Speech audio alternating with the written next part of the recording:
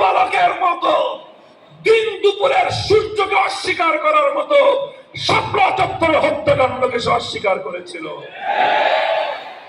মুহতারাম হাজিরিন, এগুলো নতুন কোন ইতিহাস নয়।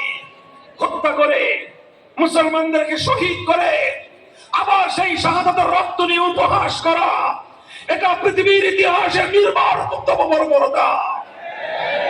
ইতিহাসে নির্মমতম বর্বরতার সম্মুখীন হয়েছিলেন আল্লাহর নবী তায়েফের রণাঙ্গনে, তায়েফের ময়দানে। আমরা সেই নির্মম বর্বরতার সম্মুখীন হয়েছিলাম 2013 সালের শাপলা চত্বরে। থমকে যাননি আল্লাহর নবী।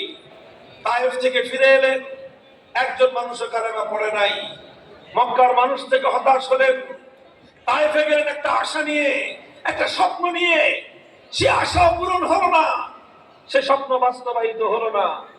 এরপরে নবীজি কি করলেন? হতাশ হয়ে হাত পা ছেড়ে দিলেন। বলেন, হতাশ হয়ে হাত পা ছেড়ে দিলেন? তিনি কি সিদ্ধান্ত নিলেন যে আর কাজ হবে না, কাজে এর চেষ্টা করে লাভ নাই, এমন সিদ্ধান্ত নিয়েছিলেন?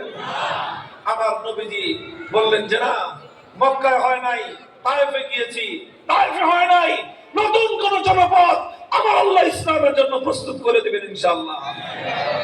নবীজি হজের মৌসুম আসলো, আমার নবী নতুন মানুষের সন্ধান করতে লাগলেন।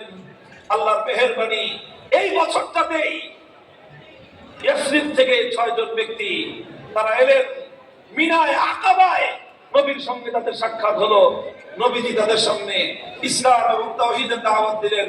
সঙ্গে সঙ্গে 6 জন মানুষ কালেমা পড়ে ইসলাম কবুল করলো। এক মাসে তায়েফে একটা বেঈমানকে কালেমা পড়াতে পারেন নাই, অথচ মক্কায় এসে তার ফলাফল পেলেন তিনি। রক্ত দিলেন তায়েফে, সে রক্ত সফল হলো মক্কার মাটিতে। তিনি যে রক্ত দিলেন তায়েফের রণাঙ্গনে, তায়েফের ময়দানে, বেহুশ হলেন তায়েফের ময়দানে। 1 মাস পর্যন্ত তিনি এরকম জুলুম আর নির্যাতন, পাথর বৃষ্টির মধ্য দিয়ে তিনি সময় অতিক্রম করলেন। আল্লাহর মেহেরবানি, আল্লাহ পাক সেই কুরবানি, সেই ত্যাগ এবং সেই রক্তের জাযার উত্তম বিনিময় আল্লাহ পাক দিলেন। কিভাবে? যে আল্লাহ পাক ইয়াসরিব থেকে আগত 6 জন পুণ্যাত্মা সাহাবীদের অন্তরের মধ্যে আল্লাহ পাক ঈমানের নূর ঢেলে দিলেন। তারা চলে গেলেন। দ্বিতীয় বছর আবার তারা এলেন। এবার 6 জন নয়, এবার 12 জন এলেন। নবীর হাতে বায়াত দিলেন। তাদেরকে আল্লাহর নবী দায়িত্ব দিলেন, মদিনাকে তোমরা এবার প্রস্তুত করো। তৃতীয় বছর তারা এলেন 70 জন। 70 জন এসে নবীজিকে তারা প্রস্তাব করলেন, নবীজি আপনি মদিনায় চলে আসেন। আমরা মদিনার মানুষ, আপনার ডানে বামে সামনে পিছনে চতুর্দিক থেকে আমরা আপনার মিশনকে আমাদের জীবনের মিশন বানাবো। ইসলামকে আমরা মদিনাতে কায়েম করে, বাস্তবায়িত করে মদিনাকে আমরা ইসলামের ভূমি হিসেবে আমরা প্রতিষ্ঠিত করবো ইনশাআল্লাহ। নবীজি গ্রহণ করলেন তাদের অফার, হিজরত করলেন।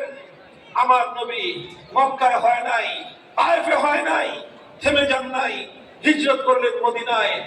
মদিনায় হিজরত করার পর একটা অনুকূল পরিবেশ হলো।